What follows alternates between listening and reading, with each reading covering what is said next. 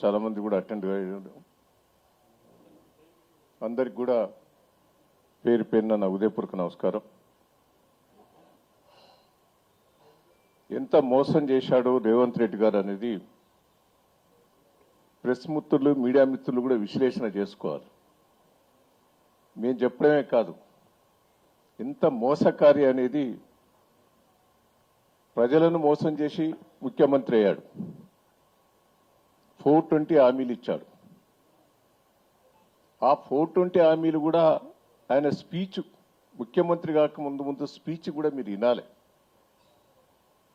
నేను ముఖ్యమంత్రి అయిన తెల్లారే ఈ స్కీమ్స్ అన్ని ఇస్తా అని గ్యారంటీ కార్డులు ఇచ్చారు. సంతకాలు పెట్టి ఇంటింటికి గ్యారంటీ కార్డులు ఇచ్చారు. గ్యారంటీ కార్డు అంటే మన అందరికి కూడా తెలుసు. ఆ గ్యారంటీ కార్డులను ఎంత మోసం చేసి ఓట్లు వేయించుకున్నాడో ఒక్కసారి మనం ప్రజలందరూ కూడా రివ్యూ చేసుకోవాలి.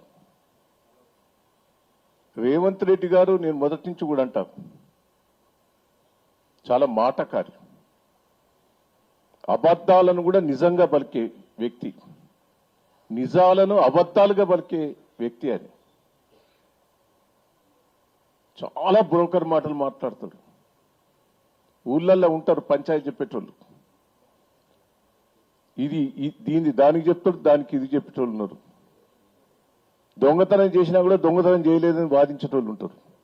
అంతకంటే దిట్ట. ఆ మాటలతోటి కాంగ్రెస్ పార్టీని మోసం చేశాడు. కాంగ్రెస్ పార్టీలో పనిచేసిన వాళ్ళందరినీ మోసం చేశాడు. వాళ్ళకు కూడా షోలో పూలు పెట్టిండు. కేంద్రంలో కూడా వాళ్ళ కాంగ్రెస్ వాళ్ళకు షోలో పూలు పెట్టిండు. పిసిసి ప్రెసిడెంట్ సంపాదించిండు. మాటలతోటి ప్రజలు మోసం చేసి ముఖ్యమంత్రి అయ్యాడు. ముఖ్యమంత్రి కాకముందు ఎన్ని హామీలు ఇచ్చాడా ఇవాళ చెప్తాడు. 2 ఏళ్ళు అయిపోయింది. 2 ఏళ్ళు అయిపోయిన తర్వాత ఇంకా కథలు చెప్తాడు. ఎవరు నమ్ముతారు? ప్రజలు నమ్మే పరిస్థితి లేదు. ఒక్కొక్కటి మేము కూడా ఆ గ్యారంటీ కార్డులను ఇంటింటికి పంచాం. ప్రజలు పెద్ద కాంగ్రెస్ పార్టీ మీద వ్యతిరేకత, పూర్తిగా వ్యతిరేకత వచ్చింది. ఇంకా తిడతారు కార్డు తీసుకొని. ఒక్కొక్కరికి ఇంటింటికి 2 లక్షల బాకీ పడ్డాడు. ఇప్పటికి నీవు ఇస్తాన్న మాటలతోటి ప్రజలు మోసం పోతే పెన్షన్ భార్యాభర్తలకు ఇస్తా అన్నాడు. ముసలోళ్ళు బిడ్డకి 2500 ఇస్తా అన్నాడు. స్కూటీ ఇస్తా అన్నాడు. తులం బంగారం వస్తాయి. ఒక్కొక్కరు లెక్కేసుకుంటారు 2-3 లక్షలు రావాలి. రుణమాఫీ సరిగ్గా కాలే. రైతు బంధు సంవత్సరం ఎగ్గొట్టిండు. ఒక్కసారి ఇచ్చిండు మొన్న. బోనస్ అసలే లేదు. ఈసారి మొత్తం బంద్ అయింది బోనస్. అన్నిటికి ఇస్తా అన్నాడు బోనస్. మక్కలకిత్తా, దీనికిత్తా, దానికిత్తా అని మాట్లాడి ఆఖరి సన్న ఓట్ల కన్నా ఇస్తా అన్నాడు. అది కూడా ఇయ్యలే. అన్ని ఘోరమైన పరిస్థితి. మిషన్ భగీరథ అది బంద్ అయింది. మళ్ళా కుండలు బిందెలు పెట్టుకుని ఊళ్ళ పంటే తిరుగుతారు. కరెంటు లేదు. మోటార్లు, స్టార్టర్లు మళ్ళా పాత రోజులు గుర్తుకొస్తాయి. ఇవన్నీ అబద్ధాలు చెప్పి, ఇవన్నీ చేస్తా అని చెప్పి మోసం చేసి అధికారంకి వచ్చావు. ఇలా మంత్రులు నిన్ను నమ్మతలేరు, ఎమ్మెల్యేలు నిన్ను నమ్మతలేరు. మంత్రులు ఇద్దరు కలిసి ఎక్కడికైనా టూరు బొమ్మను కొట్టుకొని వస్తారు. ఏ జిల్లా పోయినా మీరు చూడండి. వరంగల్ పోతే అదే లొల్లి, కరీంనగర్ పోతే అదే లొల్లి. ఎక్కడికి పోయినా మంత్రులే కొట్టుకుంటారు. ఒక డిసిప్లిన్ ఉన్నదా?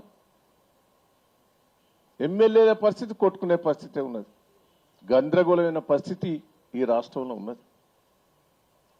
మళ్ళా ఎన్ని అబద్ధాలు ఆడావంటే,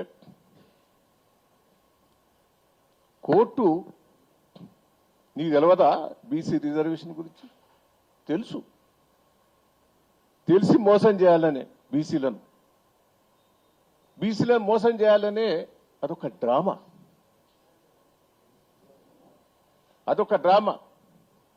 నీకు ఎన్నికలు పెడితే నువ్వు రావని తెలుసు. నీకు స్థానిక ఎన్నికలల్లో ప్రజలు తరివి కొట్టే పరిస్థితి ఉన్నదనే యూరియా బస్తాలతోటి మొత్తం ఊళ్ళల్లో కాంగ్రెస్ పార్టీని తరివి కొట్టే పరిస్థితి వచ్చింది. దానికి ఏదో ఒక డ్రామా చేశావు నువ్వు. ఆ డ్రామా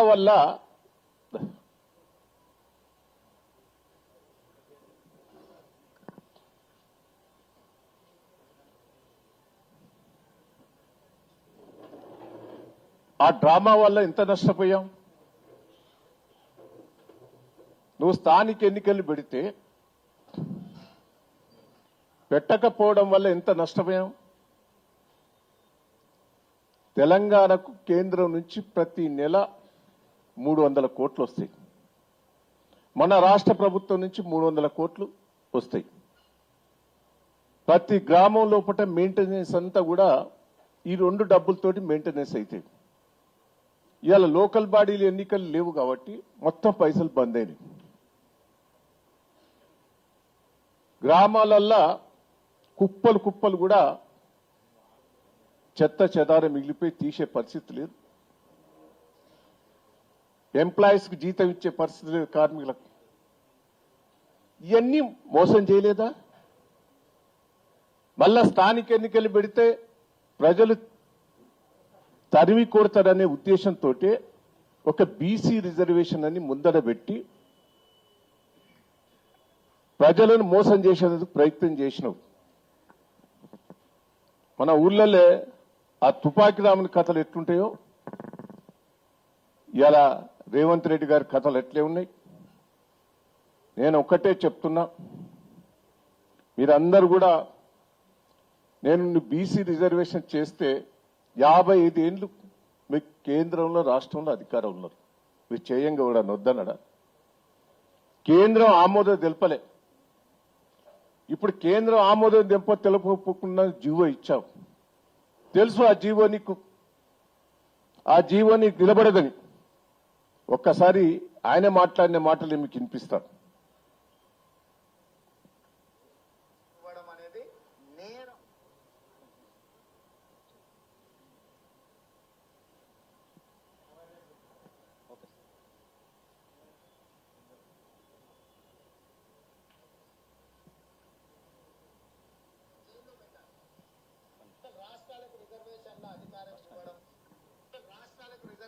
అధికారం ఇవ్వడం అనేది నేరం. అడిగితే జైల్లో పెట్టాలి. అట్లాంటి ప్రశ్నని అట్లాంటిది కావాలని అడిగితే జైల్లో పెట్టాలి. రాష్ట్రాలకు రిజర్వేషన్ల అధికారం ఇవ్వడం అనేది నేరం. అడిగితే జైల్లో పెట్టాలి. అట్లాంటి ప్రశ్నని అట్లాంటిది కావాలని అడిగితే జైల్లో పెట్టాలి. రాష్ట్రాలకు రిజర్వేషన్ల అధికారం ఇవ్వడం అనేది నేరం. అడిగితే జైల్లో పెట్టాలి. అట్లాంటి విన్నరానే ఈ రిజర్వేషన్ గట్ట మొదలు మాట్లాడిన మాట. ఆయన రాష్ట్రానికి అధికారం లేదు, ఎవరన్నా రిజర్వేషన్లు అడిగితే జైలు పెట్టాలని ఎవరన్నారు?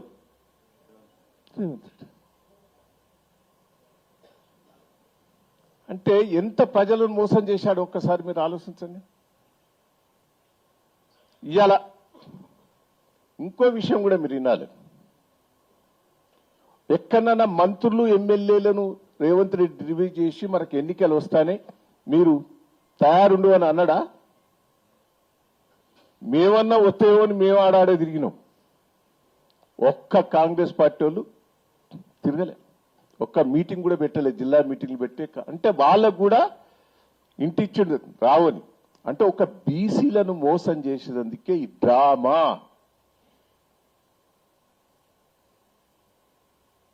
నేను ఒక్కటే చెప్తున్నా బీసీ సంఘాలకు కూడా, ఈయన పోయి ఢిల్లీలో పొట్లాడాలి. రేవంత్ రెడ్డి గారు పోయి మోడీ గారి దగ్గర నాది ఆమోదం తెలుపుని ఆడగోసకు కొట్లాడాలి. అసలు రాష్ట్రంలో కొట్లాడి బీసీలో మోసం చేసినట్టే కదా. బీసీ సంఘాలందరూ కూడా ఇలా రేవంత్ రెడ్డిని ఉరికియాలే. ఎవ్వరు తప్పులేదు, రేవంత్ రెడ్డిదే మోసం ఇది, కాంగ్రెస్ పార్టీ వాళ్ళదే మోసం ఇది. వాళ్ళనే తరిగి కొట్టాలి. ఎన్నికలు పెట్టేందుకు సిద్ధంగా లేడానే, బీసీ రిజర్వేషన్ ఇచ్చేందుకు సిద్ధంగా లేడు. అన్ని తెలుసు డ్రామాలు. ఇదంతా ప్రజలను ఈయన ఇచ్చిన హామీలన్నీ మర్చిపోయేటట్టుకు ఇదొక డ్రామా.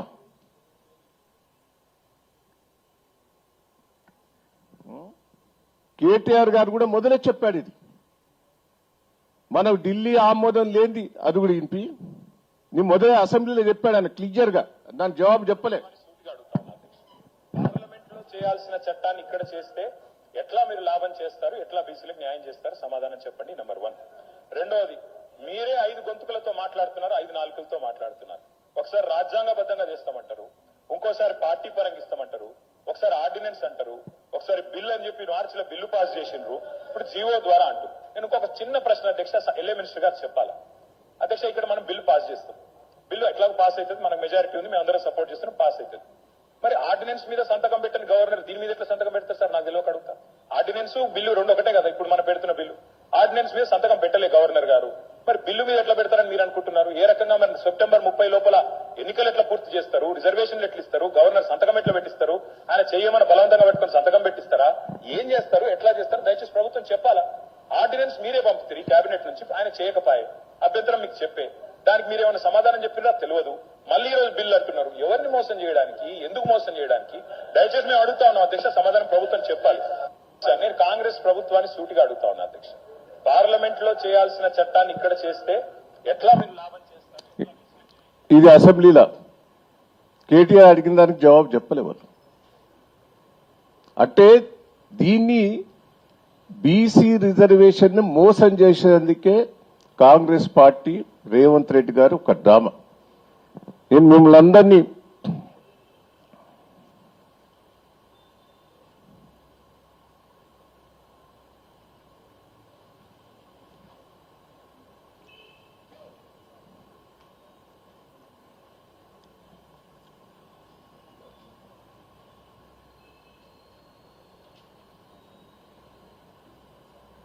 ఆర్టీసీది అదొక డ్రామా అని మీకు అర్థమైందా లేదా? ఇప్పుడు ఛార్జెస్ పెంచాడు, మళ్ళీ ఎవరి మీద పడతాయి? ఇప్పుడు దాన్ని ప్రైవేటీకరణ చేద్దామని కుట్ర చేస్తాడా అర్థమైతలేదు. రెండవది, భార్యల పేరు మీద మాఫీ చేసి లేడీస్ పేరు మీద చేసి మొగోళ్ళ దగ్గర వసూలు చెప్తాడు. ఆ కుటుంబానికి ఇబ్బందేనా? మళ్ళా డబల్ వసూలు చేస్తాడు, ఇచ్చిన దానికంటే డబుల్ వసూలు చేస్తాడు.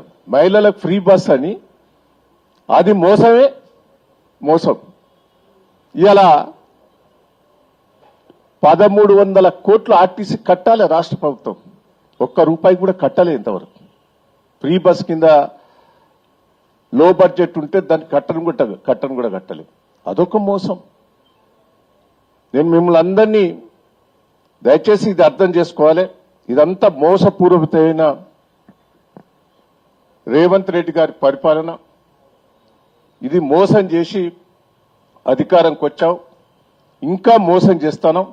ఇప్పటికైనా బుద్ధి తెచ్చుకొని బీసీల దగ్గర తప్పు అని క్షమాపణ కోరి ఎన్నికలకు రావాలి. 420 హామీలు నిలబెట్టుకోకపోతే కూడా మేము కూడా ఉద్యమిస్తాం, వదిలిపెట్టేది లేదు. ప్రజలు కూడా అర్థం చేసుకోవాలి. ఇప్పటికే ఎన్నోసార్లు మోసం చేశాడు రేవంత్ రెడ్డి గారు, మోసపూరిత హామీలు ఇచ్చాడు, మళ్ళా అబద్దాలతోటి ప్రభుత్వాన్ని నడిపిస్తాడు, కేంద్రంతో అబద్దాలు ఆడతాడు. ఇటు కేంద్రం సహకరిస్తలేదని అదో మాట చెప్తాడు. కేంద్రం దగ్గర ఉండొచ్చు, కానీ నువ్వు ఇచ్చిన హామీలు నువ్వు నిలబెట్టుకున్నందుకు తయారు ఉండాలి. తయారు లేకపోతే వదిలిపెట్టేది లేదని కూడా ఈ సందర్భంగా తెలియజేస్తున్నా. ఇంకేమైనా అడుగుతారా? ఇంకొకటి, మీరు ఒక్కటే బీసీలకి నేను ఇది చేస్తా అది చేస్తా అంటాడు. ఒక నిమిషం మీరు వినండి. రిజర్వేషన్ పక్కా పెట్టండి. కేసీఆర్ గారు ఇచ్చినాయి బీసీలకు, రజకులకు, నాయ బ్రాహ్మణులకు ఉచిత కరెంట్ ఇచ్చి వాళ్ళకు లక్ష రూపాయలు ఇచ్చిండు. వీడు బంద్ చేసిండు కదా. 2, ముదిరాజులకు షాపలు, బెస్తవాళ్ళకు షాపలు ఇప్పటి వరకు కూడా ఇంకా రాలే. యాదవులకు గొర్రెలు అయ్యి బంద్ అయినాయి. అంటే బీసీలకు గతంలో కేసీఆర్ గారు చేసిన స్కీమ్స్ అన్ని బంద్ పెట్టారు. వీడు ఇంకా బీసీలకు చెప్తానని మాట్లాడుతున్నాడు. కరెంటు బిల్లులు కూడా కడతలేరు. బీసీలకు ఏదైతే చెప్పినాయో గతంలో కేసీఆర్ గారికి ఇచ్చిన అన్ని కూడా మొత్తం పక్కకు పెట్టావే. ఇంకా బీసీల గురించి మాట్లాడే హక్కు నీకు ఎక్కడిది? దళిత బంధు వారి 10 లక్షలు ఇచ్చిండి 12 లక్షలు ఇస్తా అన్నాడు. అది బంద్ పెట్టావు. నువ్వు బీసీలను ఎస్సీలను మోసం చేశావా లేదా?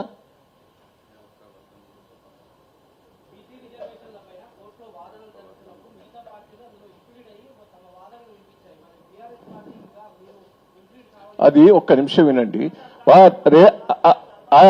రేవంత్ రెడ్డి అది బోకర్ అనేది తెలుస్తూనే ఉండే.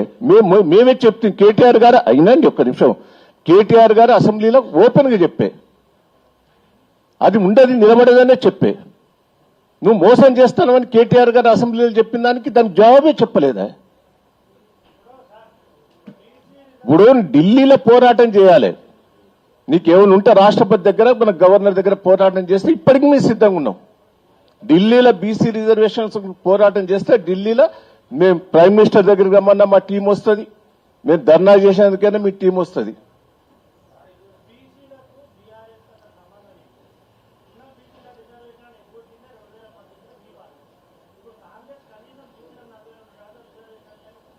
మేం కాదండి, మేము కూడా ఒక్క నిమిషం విని, మేము స్థానిక ఎన్నికల్లో బీసీ రిజర్వేషన్ ఇస్తామని మేము బోలే. మేము స్థానిక బీసీ రిజర్వేషన్ కోసం తీర్మానం చేసి కేంద్రం పంపించినాం. కేంద్రం ఇయ్యలే. మా అసెంబ్లీలో కూడా మేము తీర్మానం చేసినాం. కేంద్రం ఆ రోజు బీజేపీ గవర్నమెంటే ఇయ్యలే. ఇయ్యనప్పుడు సప్లై ఎక్కుకున్నాం. కానీ మేము బీసీల కోసం మాయ మాటలు చెప్పి ఎన్నికల పోలే కదా. బీసీలను ఆర్థికంగా పైకి వచ్చినందుకు చాలా తీర్ల వాడుకున్నాం. వాళ్ళకు సాయం చేశావు.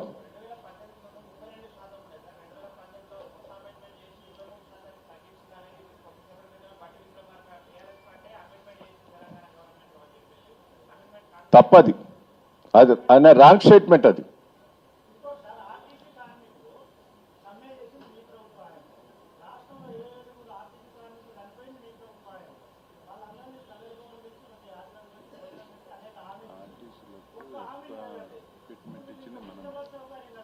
ఆర్టీసీ కార్మికులకు లాభం చేసింది కేసీఆర్ గారు ప్రభుత్వమే. మొత్తం లెక్కలతో యుక్తంగా నీకు పంపిస్తా.